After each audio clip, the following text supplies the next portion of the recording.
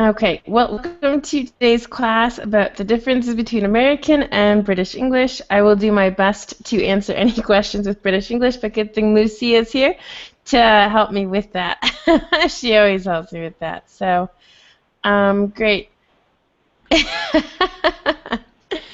um, so basically, I have a presentation today, a document, PDF, whatever you want to call it, and just explaining some of the differences. And these are, I would say, more stereotypes. It's not that only Americans say this and only, people living in the UK or maybe Australia. Everyone seems to forget about Canada and Australia when it comes to English. But as far as I'm concerned, they do use British English. And so kind of, well, which one's correct or which one's best? And it really matter depending on where you go, what you're using your English for. Pronunciation is different sometimes. There's lots of different things. But when you think about it, English in general is, basically the same. I always refer it to my experience with Spanish. For example, when I was learning Spanish in the United States, I learned, they would say, Latin Spanish, which is, from what they speak in Mexico and all South America except for Brazil, right, Anna? And, versus Spain Spanish. And Spain Spanish is quite different. It's the accent. We use different words for things. So there are differences, but the same thing here. It just depends where you're going, what you're doing, why you're using the language. So I like to do this class so everyone can kind of see everything. And so that's basically it. Any questions before we get started?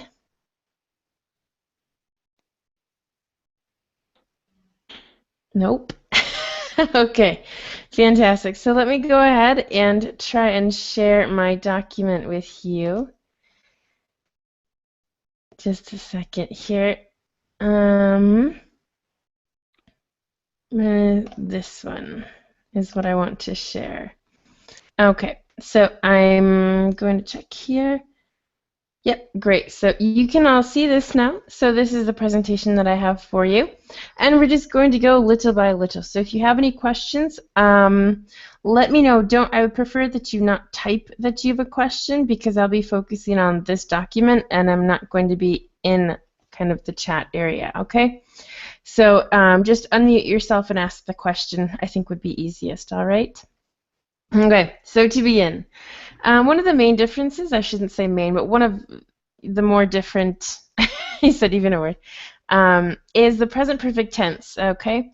So I use the present perfect tense when something began in the past and still happens. For example, I have lived in Spain for almost 5 years. Have lived is my present perfect tense.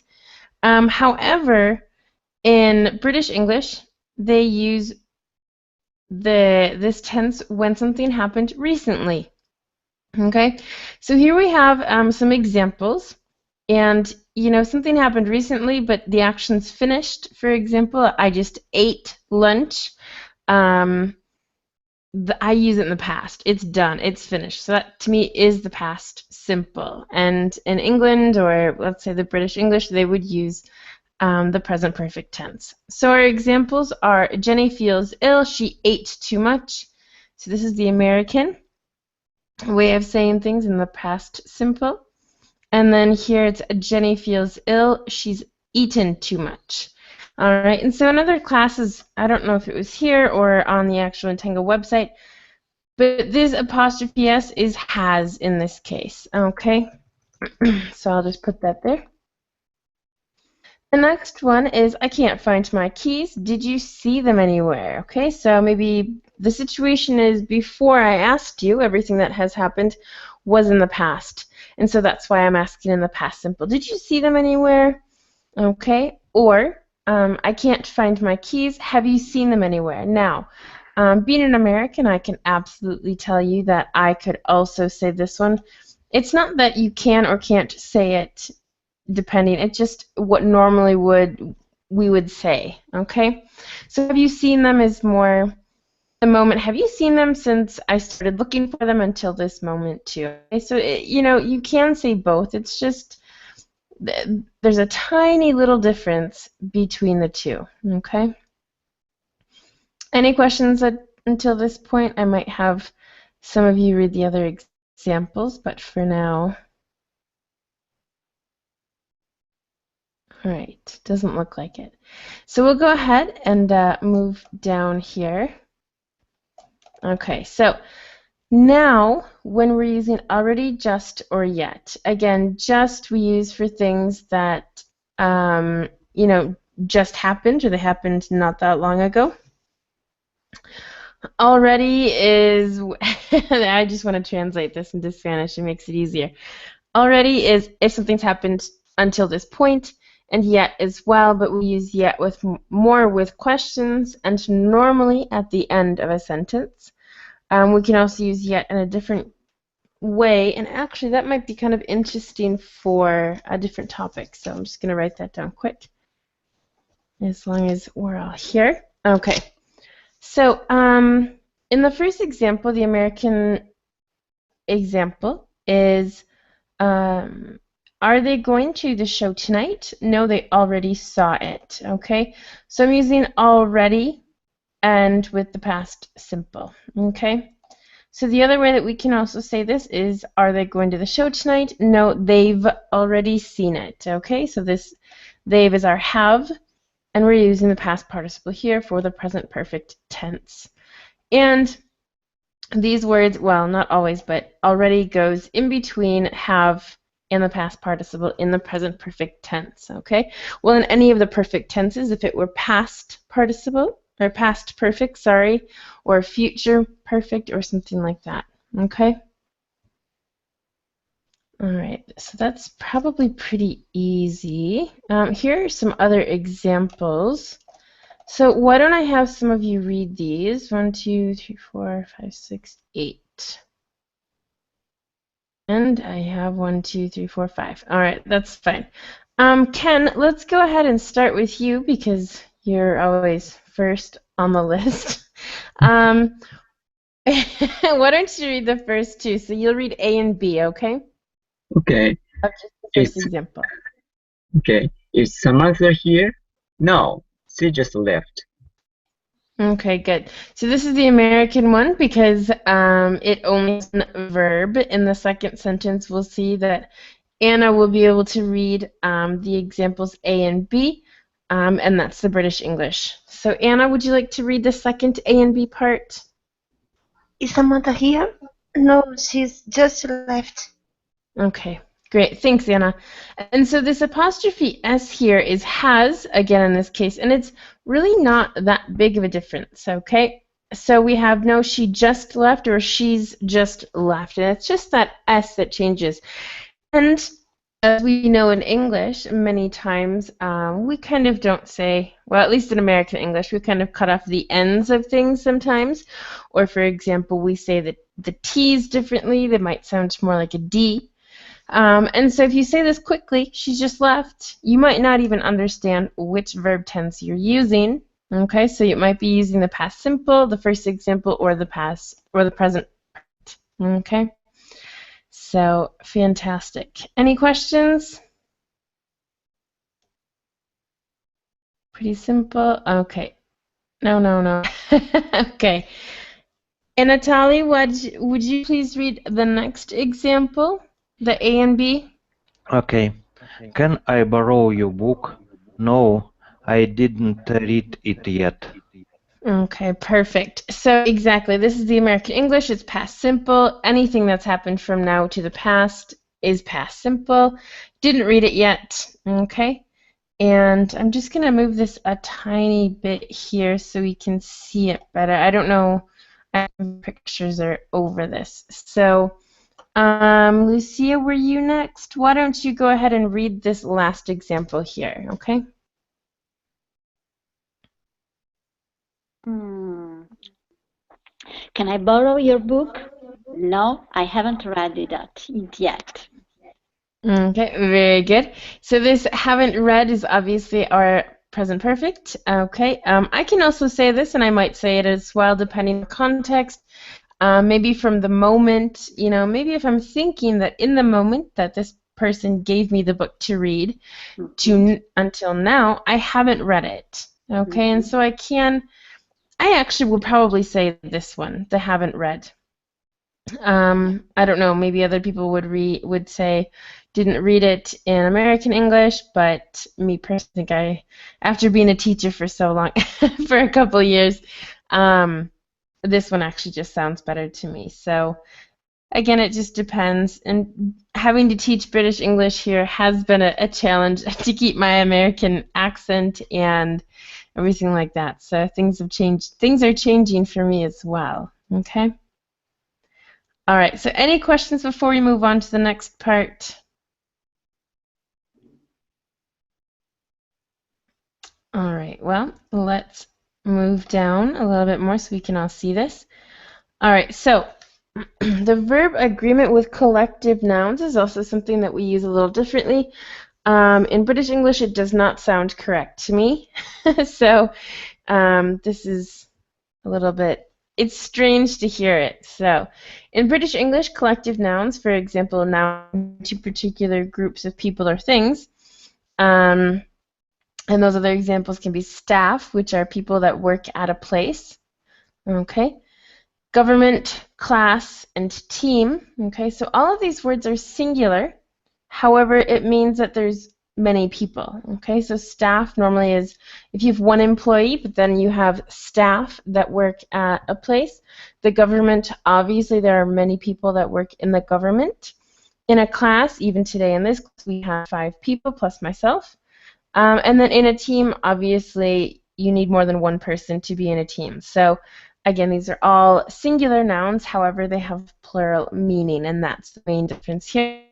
And so all of these can be followed by a singular or plural verb, depending on whether the group is thought of as one idea or as many individuals. Okay, so that's kind of one of those strange things in English. It's more of a, how do you perceive this? How are you thinking about this? Okay. So for example, my team is winning. Okay, my team, it's us. We are winning also. So my team is winning. And then here the other team are all sitting down. Okay, so now we're thinking about individual people, okay, sitting maybe in different chairs or, you know, on the bench or something like that. All right. Any questions with this? Does it look Can we okay? replace in these 2 sentences is and are? In the first one, I use an are, and the second is or not. Yes, you can. My team are playing. It sounds a little bit strange because you're talking about it's yours, singular. It's possible. I personally wouldn't use it. And the other team is all sitting down. Absolutely. That one sounds good to me as well. Okay, thank you. Not a problem. Good question. Anything else before we continue?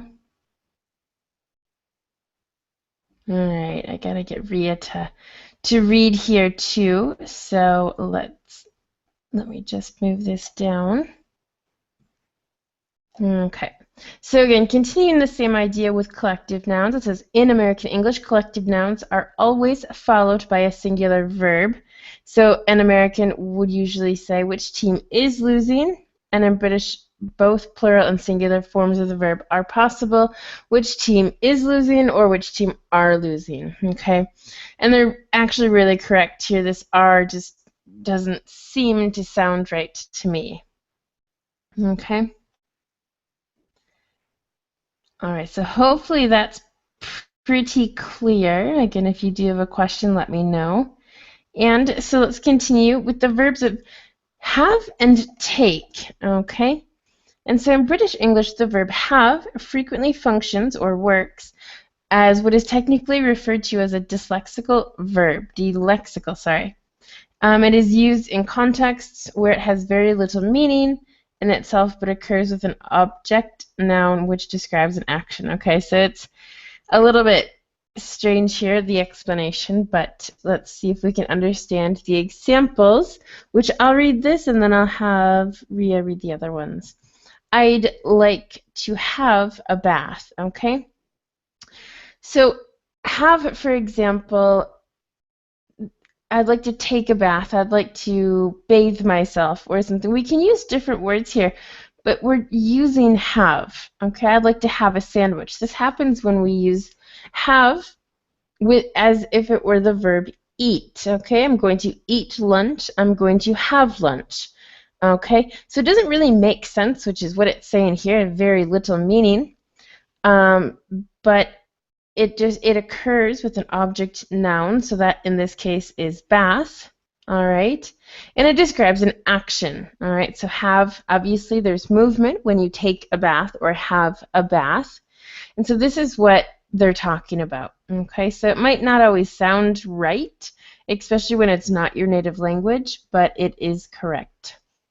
Okay, let me just move this down a tiny bit here. Have is frequently used in this way with nouns referring to common activities such as washing or resting. And then, for example, we have these two, which, Ria, would you please read these two examples? Yeah. She's having a little nap. I'll just have a quick shower before we go out. Perfect. And take a bath, Ken, yes, I believe is more American English. Perfect. Yeah, it is. I've learned that because when I teach children here, they say, oh, I'm going to have a bath. I was like, what? It doesn't sound correct. But yes, in British English, they do use have, okay? Yes, and I would use take. So good question, Ken. So perfect. So these are just two other examples. So having a little nap, okay, or take a nap in American English. And then have a quick shower. So basically, you know, these are actions. Napping, even though you're sleeping, you're probably moving a little bit. And shower, also more action. And so that's why we're using have in these cases. Very good.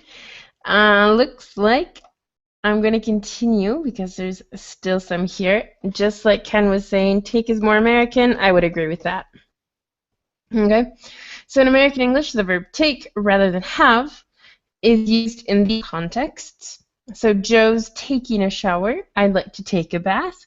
Let's take a short vacation. And why don't you take a rest now? Okay. So this take a rest is why don't you rest, or take a rest is used when it's, you know, kind of take a nap. Okay. So any questions here? Lots of information today. I will have lunch now. I will take lunch now. Both are correct. Both are correct. I'll have lunch now, which means, to me, I feel that when you're using have with lunch, you're eating. Okay? When you're saying in the second sentence, I will take lunch now, means that you're at work. You get maybe an hour for lunch. But it doesn't have to be exactly at the same time every day. You say, oh, I'm going to take lunch now. I'm going to take my break right now. And it's a lunch break. So, yeah, that's basically it. So a little bit on the context. I think about two different actions here. But yes. Fantastic. Any other questions?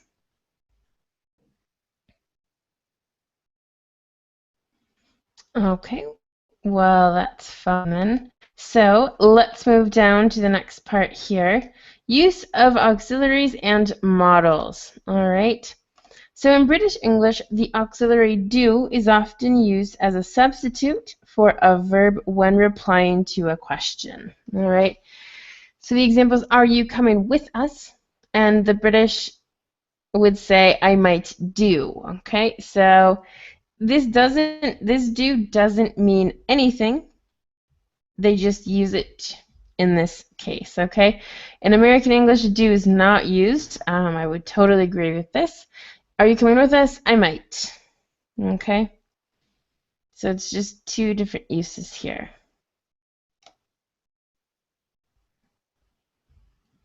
Another way that we use kind of different models is that in British English, they use needn't. Needn't is not what I would ever use in the United States.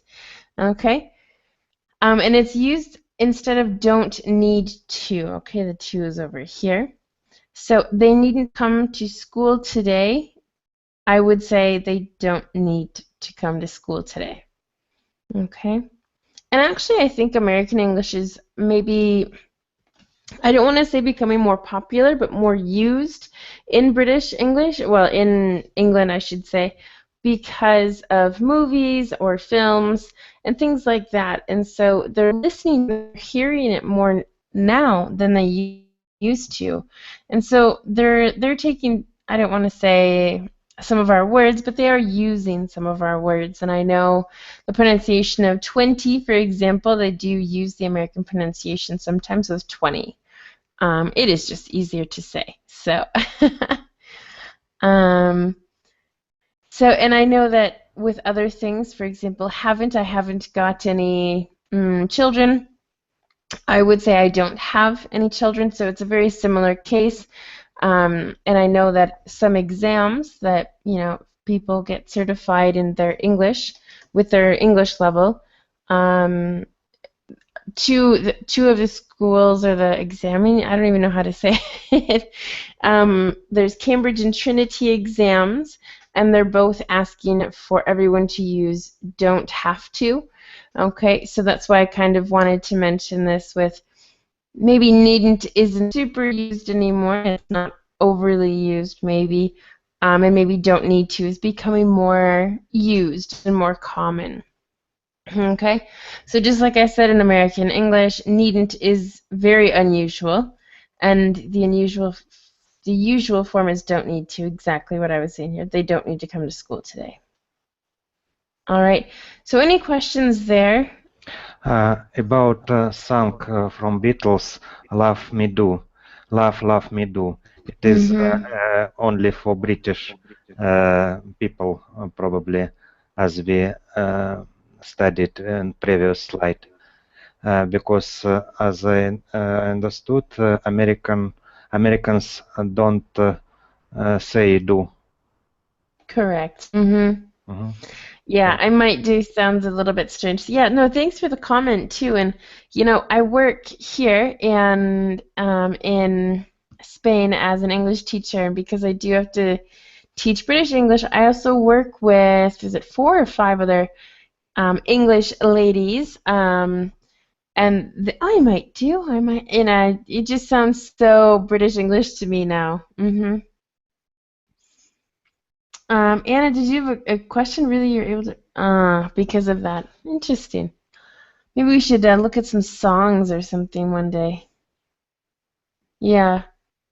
Well, and like I said, not all of them, Ken, what you're referring to is the songs, and I agree with that because, like I said, American English becoming, I don't want to say more popular, but more common, because it is, the business English, and we make a lot of movies. We really do, not gonna lie. I think the book Rock was born in America, so sometimes people combine the American feeling and British feeling. So, for example, with a little luck, at the beginning he sang with a little like British accent, and the last part he sang a blues. So that part he sings with a little leg. So little turns to little. Maybe in American English, it's more blues-like kind of feeling based. So maybe that's the reason why. Well, that's an interesting idea, Ken, and you're welcome to sing whenever you want. So, yeah, absolutely. And, maybe it was the producer, maybe it was the song, maybe it was how they wanted to, get the idea. It just depends. There's a lot of times now, too, that after being here for so long and having to teach British English, like I said earlier, there's words that sometimes I say, why do I say I don't say that? I didn't, say that before I came here.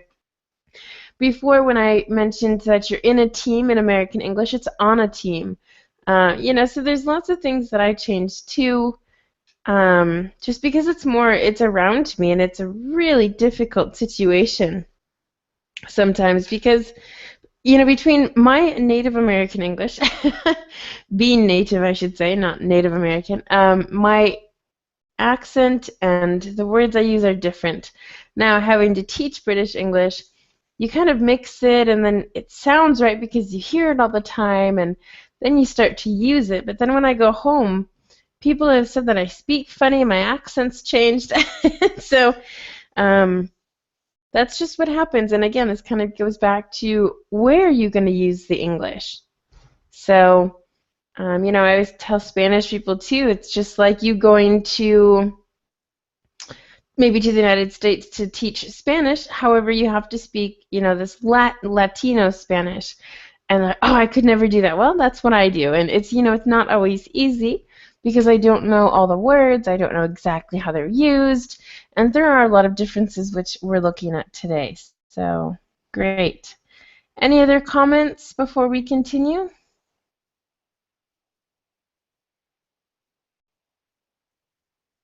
All right, everyone's pretty quiet. So I suppose that means it's my turn to continue. All right. Now with shall. In British English, shall is sometimes used as an alternative to will, okay, to talk about the future. I shall or will be there later, and then in American English, shall is unusual and will is normally used. Okay, will is always used. I shall sounds like we're going to be imitating the British, or you're really old or something. That's what it sounds like to me. So, another difference is that in British English, shall I or we is often used to ask for advice or an opinion. So, shall we ask him to come over with us? And I've heard this many different times, and they kind of use it in other contexts as well. And, you know, it's kind of saying, you know, maybe you should do it or I should do it. Why don't we in general do it? And then it kind of depends on who wants to ask, and they'll ask. So, shall is the present tense of should. I have never heard of it like that, Anna. Shall to me is what you use for questions instead of should. So, should we ask him to come with us? I would say being an American, and that's just because we don't really use shall that much. Yeah, why don't you Google and shall?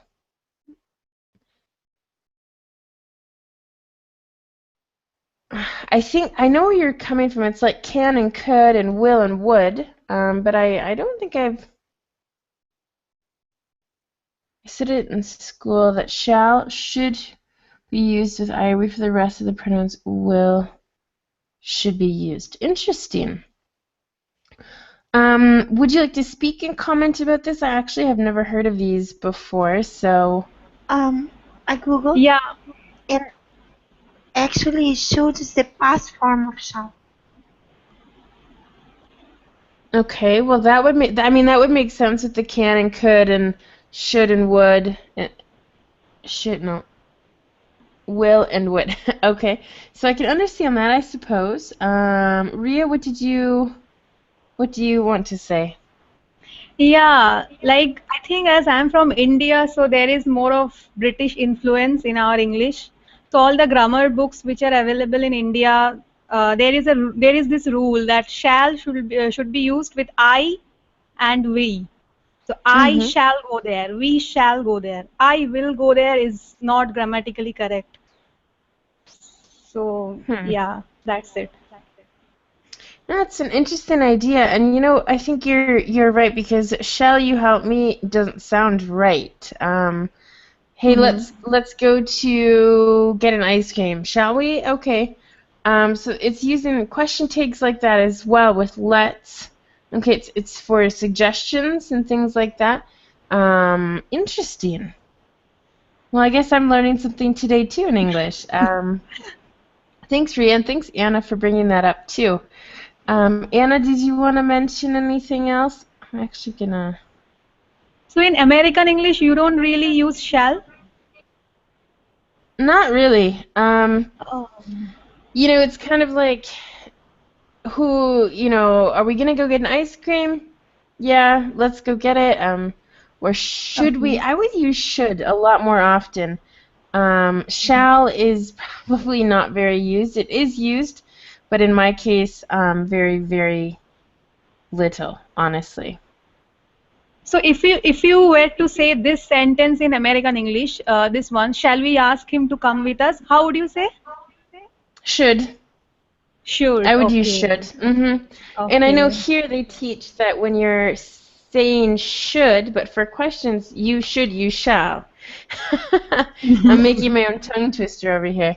And so I can understand that. And maybe it's like politically or grammar correct, but I would use should.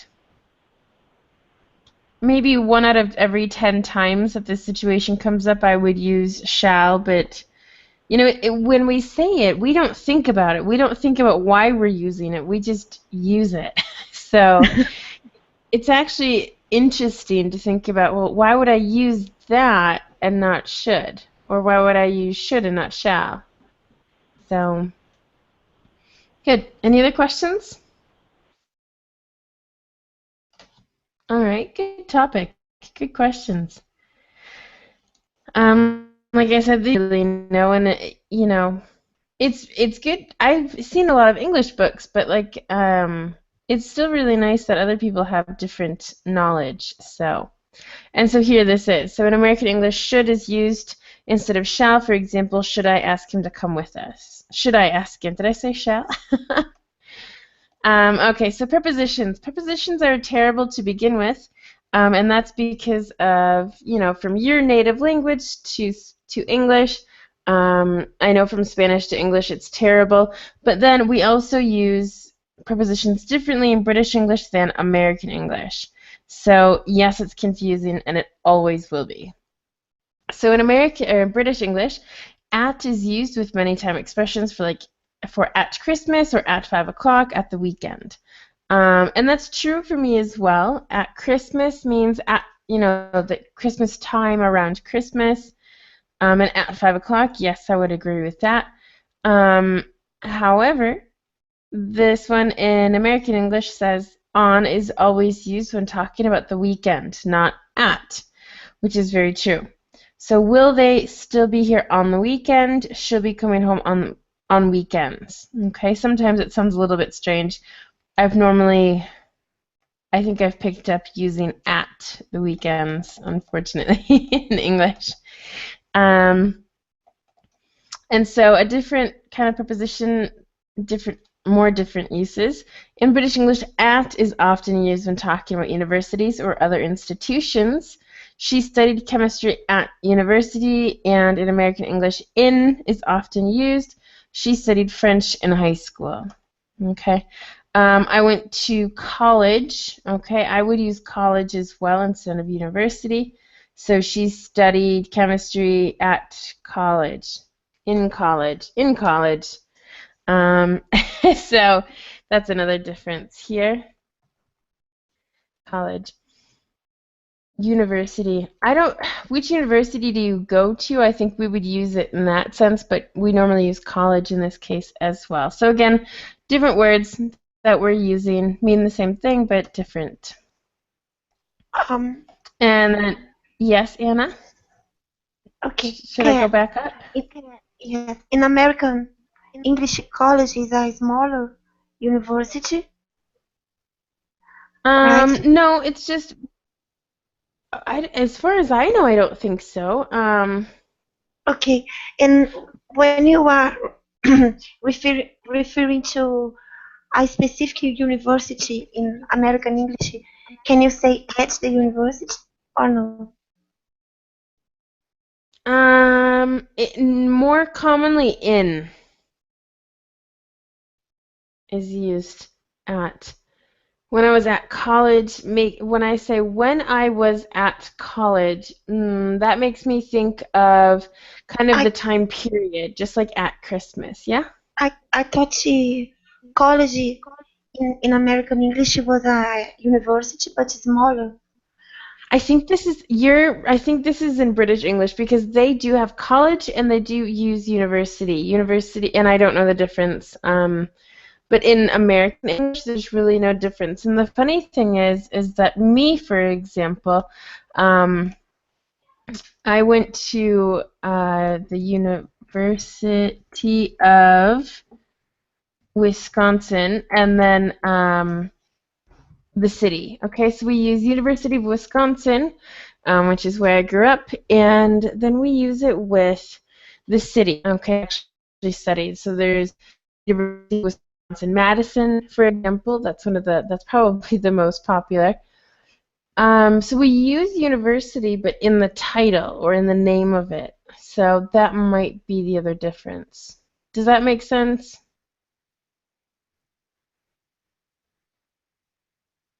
Yes. Okay, hopefully. Ken, and your question, The in the university. university, in, well, I wouldn't use university. So if we say college, in college, I would use in, and then in the hospital. Now, in the hospital, in hospital, that's kind of a different hospital. And then the hospital are used daily, and that's in that's a different topic. That's an article topic. So in hospital is British English, and that means that someone is in hospital, sick, ill, they're being treated. And then in the hospital is maybe when you're going to visit someone, or you're working. In American English, we use the in both cases, so it's a little bit different. Okay, thank you very much. Not a problem. I'm glad I could answer that question. Anything else before we continue with more prepositions, which are terrible? Okay. Yeah, I couldn't agree more. Yeah, it's difficult. I know, and it's not fair, but that's what's happening. So in British English, to and from are used with the adjective, with the adjective, different. Okay, let me just use some quotation marks so we can tell that it's not part of the sentence. So this place is different from or to anything I've seen before. In American English, from and than are used with different. Okay, let me do this again here. Oh, okay. Good. So this place is different from or than anything I've seen before. And so both of these prepositions here are fine, and these are also fine. Okay, in both. So different from. If you want to learn one, different from, and then you're fine. All right. Then we also have in British English, to is always used after the verb write. Okay, I promised to write to her every day. And American English, we can take out the use of to. So I promise to write her every day is perfectly fine. So I'm done with the preposition part, but it sounds wrong. And that's what happens, Yana. Again, you live in South America, so maybe American English has a bit more of an influence on you. Maybe it doesn't. Maybe it's because you've watched a lot of TV or movies. You know, different. Different too is different. Yeah, movies, not films, movies. All right. So let's continue here. 12 minutes, and so I'm hoping I can get through everything I have. The past tense forms, okay? This is actually just more information, and I think there's like 2.5 pages of this. So below, we're going to look at a table that shows the different past simple and past participle forms in American and British English. And so this is basically what we're going to see. For example, burnt, dreamt, and spoilt are how it's spelled in British English, but I would normally spell them with an ED. Okay, so burned with an ED, dreamt with an ED, and spoilt with an ED. So let's just take a quick look at this. So it's a little bit difficult to understand how this is set up. So this is the infinitive, verb, and past tense in British English. Okay, so British English is there.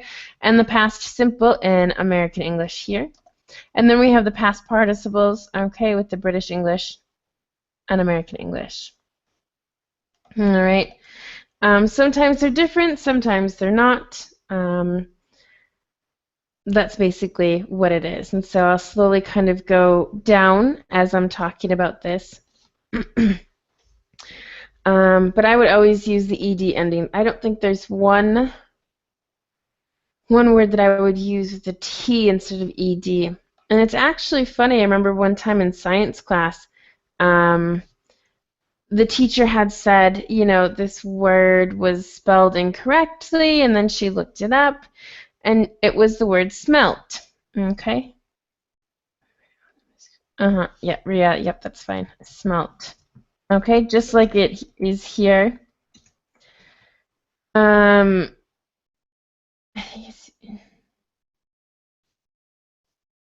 I think it's weird to use the past participle as if it was past simple. It's not that we're using it, Anna, in this way, but it's the spelling. Okay. And actually, it looks like there's an error here with saw. This sawed, that is something I've... that's the other saw. Okay. I'm thinking saw is the past tense of see. Okay, no, this is saw, which is to saw something like saw down a tree or something like that. So these are just different spellings, okay? Anyway, so my story with this word is that my teacher, my science teacher, had no idea that you could spell smelt like this. She thought you could only use it with the ed ending like this one, and so I thought that was actually pretty funny. She said, well, smelt is a type of fish, and that's it. And so I just, so she learned something too that day. All right, so let's just continue moving down here. There we go. Okay, so wake, woke, woke, waked. That one waked, he waked up. I don't know about that one, it sounds strange. But woke is abused. Okay. Okay, it says, note that have got is possible in American English, but it is used with the meaning have. Gotten is the usual past participle of get. Okay, so a lot of people here either learn get, got, or get, got, gotten, and gotten is in American English here. All right, and so this is the little, actually this is the last part, so I have time for questions still if needed. American English, you've got two brothers, you have two brothers, okay, or you've got two brothers is in British English. You've got, I would use this one, you've two brothers. Actually, I would even cut this down and make that you've two brothers, you have two brothers. And then for a different example, you've gotten taller this year, you've got taller this year, okay? So gotten to me sounds a lot better. And then this sounds like it's just in the past simple, so it's a different, it sounds different. Okay, so that's the end of my presentation. So let's go to questions. Is there anything you want to... Oh, hold on, Anna, I see that. Anything you want to talk about? Let me read this. I think it's weird to use the past... Okay, spelling is nice. Is spelling and pronunciation. Did she get mad at you? Oh, well, actually, my teacher, if that's what you're referring to, I wasn't the one that spelled it different. She wasn't mad. I think she was one of those like, one of those enlightening moments. I think a lot of people that live in one country and are really focused on that country kind of don't look at the outside world, and so maybe she didn't realize that there's more than just American English and, you know, different ways to say things. My parents, for example, if I weren't here, they would, they're so American. You know, and that's okay. You know, they like to travel within the United States. There's some people that just like their country, their way of things, and maybe they're not as open-minded as other people. I think once I was like, oh, hey, you know, there are different ways to spell things. So I thought it was interesting. Good. Any questions with the couple minutes that we have left? Any questions that you have for Ken? Yeah? Yes, I have a question.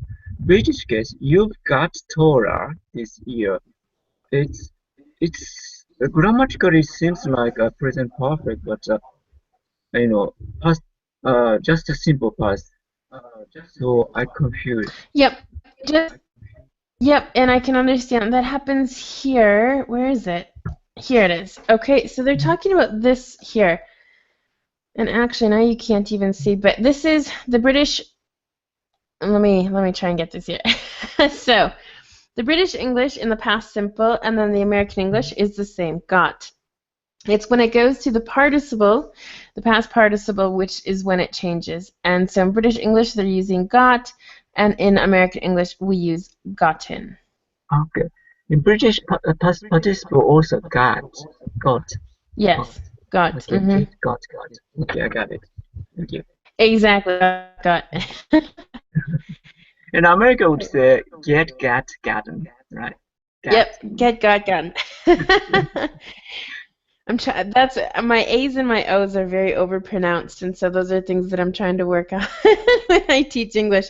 But now when I talk to my parents in a couple minutes, all my teacher mode accent should hopefully disappear within the first 5 minutes. Any other questions here? All right, well, I'm going to stop sharing my screen. You can see me, so we'll be able to say goodbye to each other in just a second. Dun, dun, dun. Dun, dun. There I am. Okay, fantastic. So any final questions? No questions. I have a question about in and at. I think I had read somewhere that in is used when we are talking about a place which is like inside a boundary. Like if I say that I'm in the hospital, so that means that I'm inside the hospital building.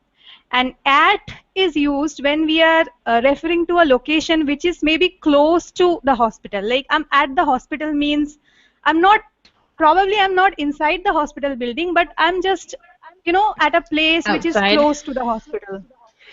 Okay, So is I that can agree with that. I can agree with that. And yes, when you say I'm in the hospital, or I'm in hospital, you're within the walls. Yes, you're inside something. I'm in my apartment right now. Yes, I'm physically in it. I'm at the hospital. I'm at hospital. Means that you're, of course, on the premises if it's just outside the front door, if it's maybe inside, but you're referring to the actual building, and that's one of the things I normally say when I teach the differences. I'm at the hospital in room 201, for example. Okay, so I'm thinking about the big building, the bigger part of this, and then in, I'm talking about more specific. okay? So yes, I do agree with that. You can also say I'm in the hospital in room. Sorry, it should be singular. Room 201.